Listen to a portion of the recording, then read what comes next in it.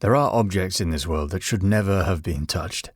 Items that carry ruin like a scent, cursed in legend, trailed by death, and feared across centuries. They've outlived empires, shattered families, and turned relics into warnings. This is Pantheon Mythology, where today we ask the question, why are these objects so dangerous? If you too want to be feared across centuries, check out Pantheon Apparel, our clothing brand inspired by legends from around the world. We ship worldwide and are rated excellent on Trustpilot. Link in the description.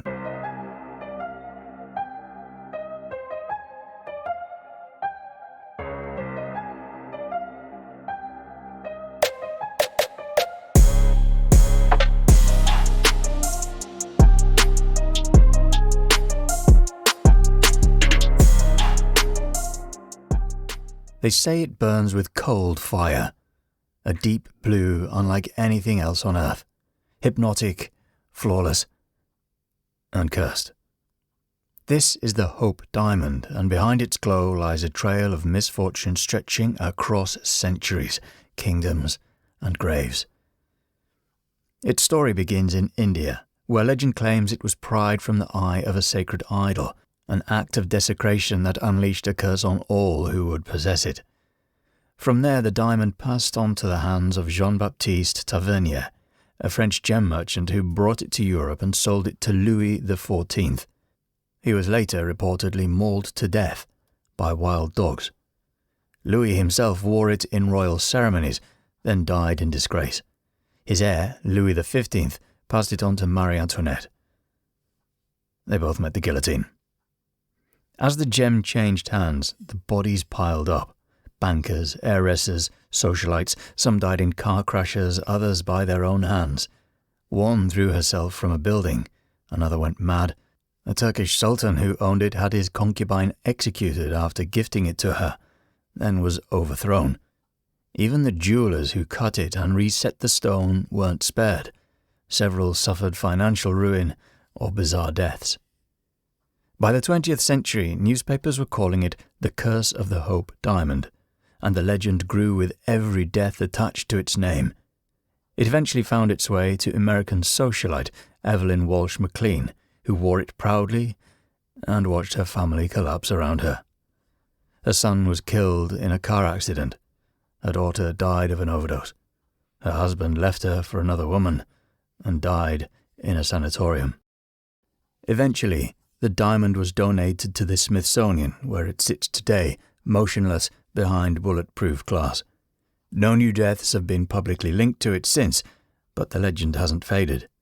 People still wonder if its power sleeps, or if it's simply waiting for the next hand bold enough to claim it.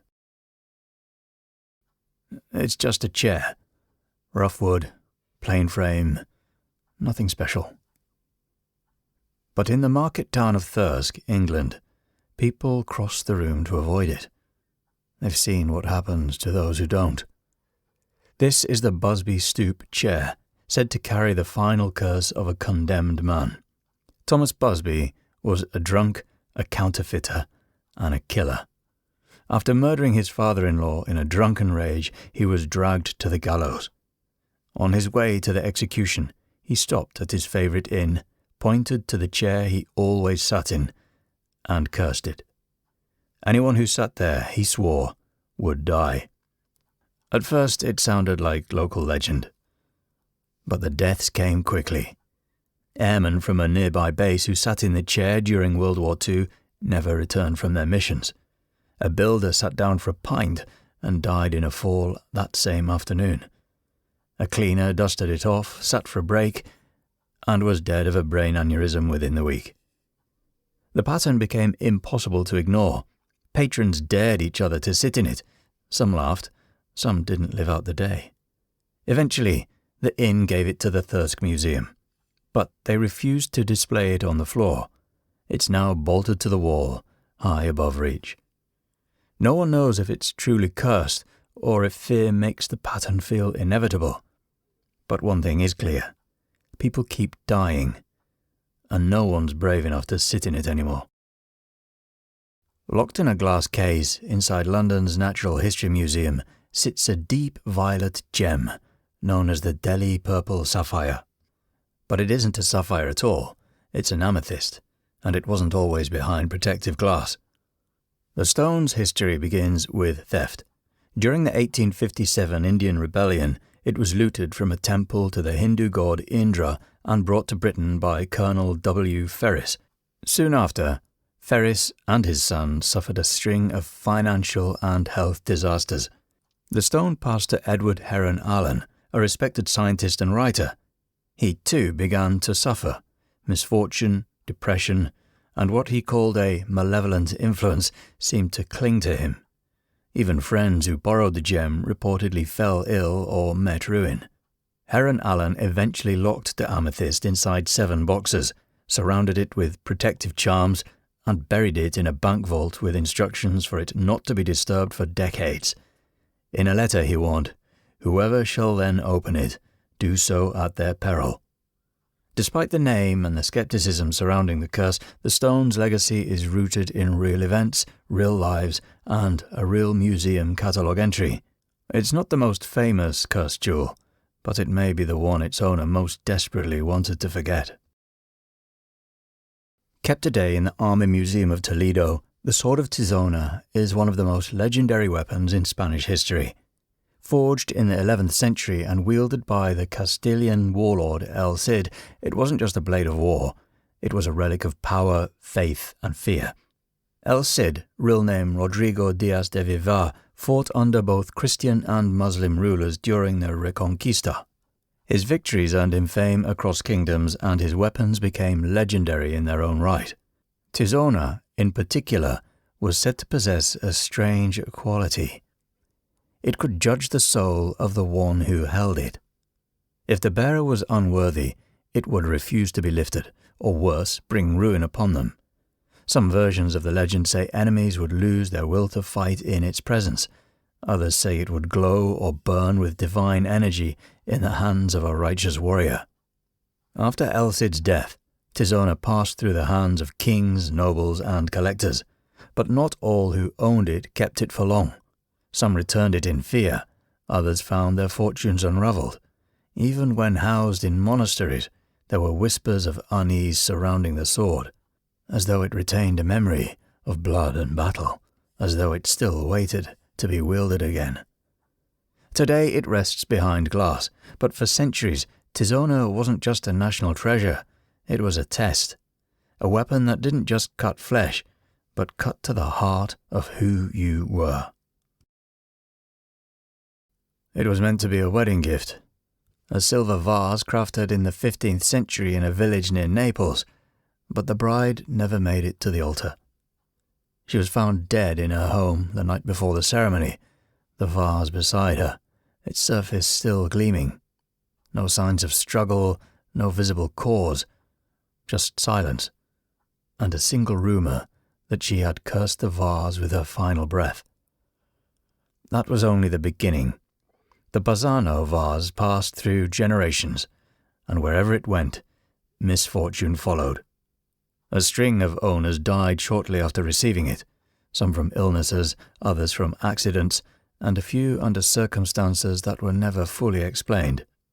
Whispers of a curse began to build. A priest eventually intervened, warning that the object was dangerous and should never be kept in a home. The vase was boxed in lead and hidden away, accompanied by a note. "Beware. This vase brings death." But like many things buried, it didn't stay buried. In the 1980s, it surfaced at an auction in Italy. A pharmacist bought it and died 3 months later. A surgeon followed, dead within a year. Another buyer demanded it be removed after learning its history, refusing even to touch it, and from that point on, the record becomes murky. Some say it was reburied, others claim it was returned to a church, locked away once more. There's no gold, no jewels, no ornate carvings, just a plain, elegant vase, and a legacy of quiet, relentless death. It's known as the Black Olaf diamond, and behind its shine is a legacy of death, theft, and fear. A 67-carat black diamond, cut from a larger stone, rumoured to have once been pried from the eye of a statue of Brahma, the Hindu god of creation. If that's true, the curse didn't begin with its owners. It began with sacrilege. The diamond first surfaced in Europe in the early 20th century. By then, the damage had already begun. The man who allegedly stole it died under violent circumstances. One of its earliest known owners, a Russian princess named Nadia Orlov, reportedly fell from a building in Rome. Another noblewoman, said to have worn the stone briefly, died in an eerily similar fashion not that long after. Later owners suffered bankruptcy, misfortune, or vanished from historical records entirely. The gem gained a reputation for spreading ruin to anyone who kept it too close for too long. In the 1950s, American dealer Charles F. Winson attempted to break the curse. He recut the gem, mounted it in a brooch surrounded by smaller white diamonds, and began displaying it publicly. Since then, the deaths have stopped, or at least nothing has been traced with certainty. Today, the Black Olaf remains in private hands, though it has been shown at the Smithsonian and the American Museum of Natural History. Maybe the curse was broken, maybe it sleeps, or maybe it simply found a way to hide in plain sight. In 1991, high in the Ötztal Alps between Austria and Italy, two hikers stumbled upon something frozen in the ice. What they found wasn't a lost climber or a buried relic. It was a body, over 5,000 years old, remarkably preserved and later named Ötzi, the Iceman. With him was a collection of tools, weapons, and clothing. But one object stood out: a small, elegant copper axe, unlike anything else from that era. The axe itself was a marvel, crafted with almost pure copper. It rewrote what archaeologists believed about metalwork in Neolithic Europe. Its presence raised new questions. Who was Ötzi, and why did he carry such a valuable tool, and why did he die with it, still strapped to his body? But what started as an archaeological triumph soon took a darker turn. In the years following Ötzi's discovery, several people closely tied to the find died under sudden or unusual circumstances. The mountaineer who helped recover the body died in an avalanche. The lead researcher passed away from a rare genetic illness. A journalist writing a documentary on Ötzi collapsed from a brain tumor. Another man who filmed the recovery died in a freak car accident. The pattern didn't go unnoticed. Whispers of a curse began to circulate, that disturbing the Iceman, or the objects buried with him, had awakened something ancient. Scientists, of course, dismissed the idea. With a find that famous, they argued, a handful of deaths over a decade wasn't unusual. But the unease lingered, and at the centre of it all remains the axe, gleaming, intact, untouched for millennia, until we pulled it from the ice. It looks like something pulled straight from a nightmare. A screaming, disfigured figure, painted in blood-red tones on a dark, textured canvas. No one knows the artist's name, only that he was said to have mixed his own blood into the paint and took his life shortly after finishing it. This is the Anguished Man, a painting with no gallery, no signature, and no peace. The story comes from Sean Robinson, a man from northern England who inherited the painting from his grandmother. She had kept it locked away for years, claiming it was cursed. She said voices whispered from it at night, shadows moved through the house, and when she finally gave it away, the disturbances stopped. Sean, curious and skeptical, brought the painting into his own home, and the same events began again. Doors slammed on their own, objects moved, his son fell down the stairs with no explanation. He reported the sound of crying when no one was nearby, and the sensation of being watched while he slept. He eventually uploaded videos online, showing what he claimed were some of the incidents: unexplained noises, flickering lights, and the painting seemingly shifting its position. Skeptics argue it's a hoax, and there's no provenance, no academic backing. But the painting is real, the videos exist, and the man who owns it continues to keep it out of sight, claiming it only gets worse the longer it's displayed. It isn't ancient, it isn't tied to gods or kings, but there's something about it that unsettles people almost immediately, and it doesn't stop once it's been seen.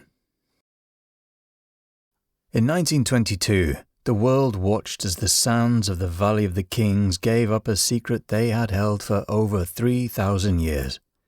A sealed tomb, a staircase choked with rubble, and at the end of it, treasure, unspoiled, untouched, and guarded by death. This was the tomb of Tutankhamun, the Boy King, and from the moment it was opened, the deaths began.